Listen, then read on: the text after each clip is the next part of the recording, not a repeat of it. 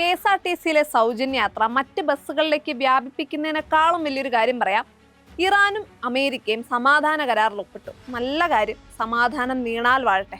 പക്ഷെ ഞാനും നിങ്ങളും അടങ്ങുന്ന ഇന്ത്യക്കാർക്ക് ഈ സമാധാന കരാറിലെ വിശദാംശങ്ങൾ മാത്രം വായിച്ചു പഠിച്ചാൽ പോരല്ലോ. നമ്മൾ ഈ സമാധാന കരാറിന് വേണ്ടി ഏറ്റവും കൂടുതൽ ആഗ്രഹിച്ചതിന്റെ പ്രധാന കാരണം ഇന്ധനവില കുറഞ്ഞാലെങ്കിലും ഈ അസഹനീയമായ വിലക്കയറ്റവും പണപ്പെരുപ്പോ ഇത്തിരിയെങ്കിലും കുറയല്ലോ എന്നുള്ളൊരു പ്രതീക്ഷ കൊണ്ടാണല്ലോ. അന്തർദേശീയ മാർക്കറ്റിൽ അസംസ്കൃത എണ്ണവില 114 ഉയർന്നപ്പം ഇന്ത്യയിൽ കുത്തനെ വർദ്ധിപ്പിച്ച ഇന്ധന പാചകവാതക വില അസംസ്കൃത എണ്ണ വീപ്പയ്ക്ക് 78 കൂപ്പുകുത്തിയപ്പോൾ കുറയ്ക്കുന്നില്ല. ഒന്നും രണ്ടും അല്ല, ദിവസങ്ങൾക്കകം $36 കുറഞ്ഞത്.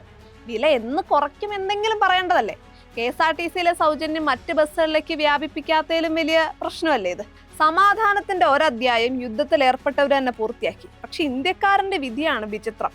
പെട്രോളിന് 50 രൂപ ആക്കണമെന്നൊന്നും പറയുന്നില്ല. കഴിഞ്ഞ മാസം വർദ്ധിപ്പിച്ച പെട്രോൾ, ഡീസൽ, പാചകവാതക വിലയെങ്കിലും കുറയ്ക്കാൻ പറ്റുമോ ഇല്ലയോ എന്ന് അറിഞ്ഞാൽ മതി.